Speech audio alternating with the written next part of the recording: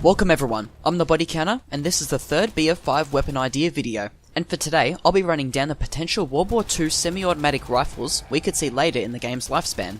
Also, before I get into the weapons, I just wanted to point out that the Sterling, ZK383, and the Lanchester from my SMG prediction video have recently been data mined and found in the game files, which I am so glad to hear, especially the ZK. As we know, the Gewehr 43, M1A1 Carbine, Turner SMLE, Sebslata 1916, and the Gewehr 15 are the current semi-automatic weapons for Battlefield 5. The MAS 44 was found in the game files, which is not confirmed as of yet, and the Automat Gewehr M42 has just been released as part of the Tides of War Overture chapter, which began nearly a week prior to this voiceover. So now I'll begin. First off with the recently data mined semi-automatic rifle, the MAS 44. This was an odd choice to say the least, as this French semi-auto rifle was designed in 1944 but wouldn't see action until after the war's end. Only 6,000 were made, and since the French already had a massive stockpile of US and British weapons near the end of the war, production was limited for this reason. Having a 10-round detachable magazine, and firing a roughly identically powerful cartridge to the Gewehr 43, differing stats to the G43 would be having a faster reload and the option for a bayonet, but a slower fire rate of 270 rounds per minute. And now for the best ideas, the M1 Garand, and yes, I'm pronouncing it right. Well, that is how John Cantius Garand himself pronounced his name. Garand, that's the way I have chosen to pronounce the name of his rifle.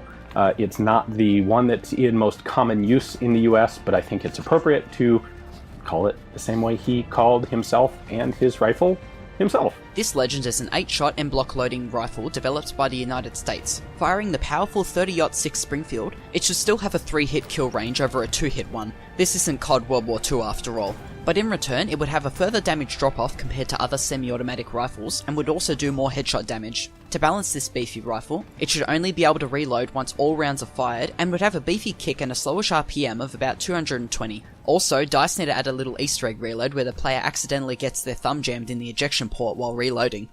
The SVT-40. The Soviet semi-auto rifle which got the Germans rushing a design for the Gewehr 43 we already see in-game. The SVT-40 was a step up from the AVS-36 and the SVT-38, but was still more expensive and time-consuming to manufacture over the PPSH-41, or the Mosin Nagant.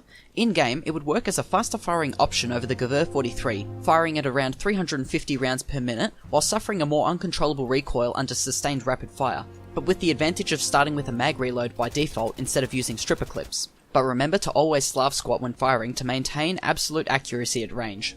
The Fusil Armaguerra Model 39, the earliest attempt by the Italians to engineer a new generation semi-automatic firearm, even if not many were made. The Armaguerra Model 39 was a 6-round prototype rifle which was to begin production in 1939 to 1940, but due to planned changes of converting the weapon and many others to a different caliber, production wouldn't begin until 1943. Having a small capacity, it would make up for this by having a very controllable recoil and a fast fire rate of around 385 rounds per minute, being somewhat the spaghetti version of the auto-loading 8 from BF1. The Type 5, a crude attempt by the Japanese to convert an M1 Garand for use in the Pacific Theatre against the Allies. The major differences between the Type 5 and the M1 Garand was the fact that the Type 5 could hold 10 rounds over the Garand's 8, feed the Japanese 7.7 by 58mm over the US 30-06, and was fed by stripper clips instead of using en-bloc clips. In BF5, it would be able to fire at a faster fire rate of 270 rounds per minute, and can be reloaded with rounds still in the weapon, unlike the Garand.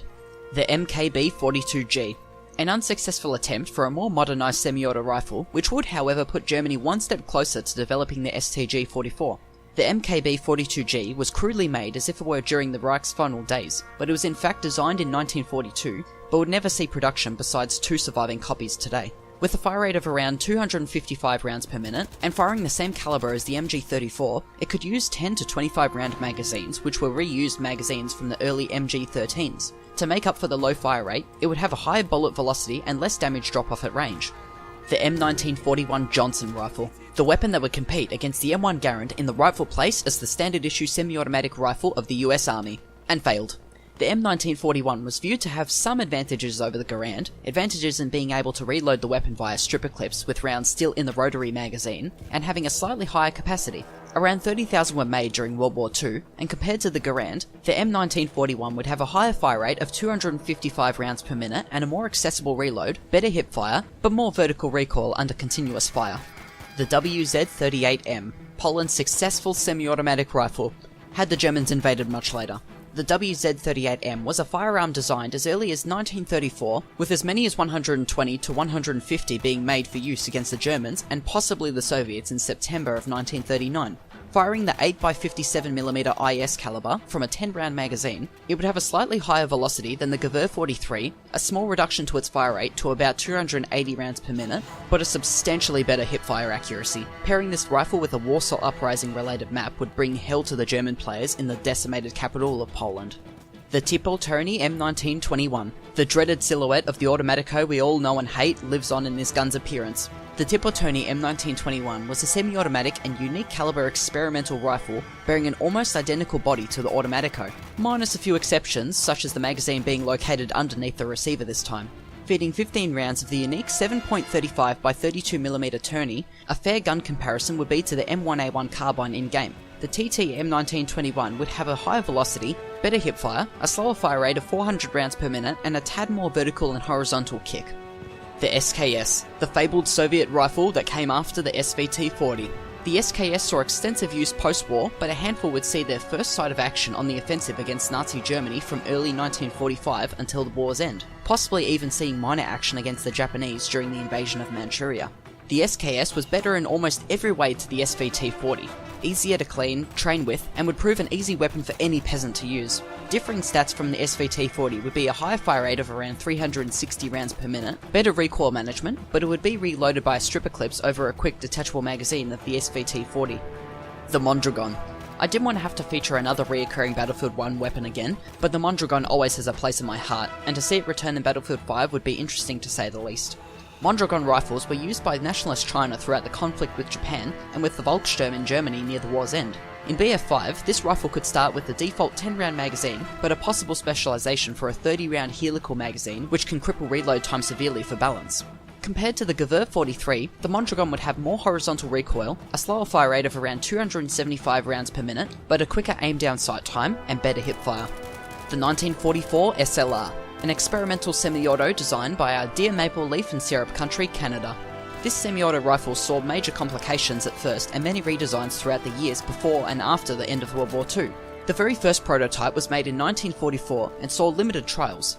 Feeding 10 to 20 round magazines, the 1944 SLR would work as a Farquhar Hill rifle of the game, being a versatile fair capacity firearm with the damage that drops off to around 4 bullets to kill. It would have a controllable recoil, a fire rate of around 260 rounds per minute, but a slower ADS time and poor hipfire compared to other semi-autos.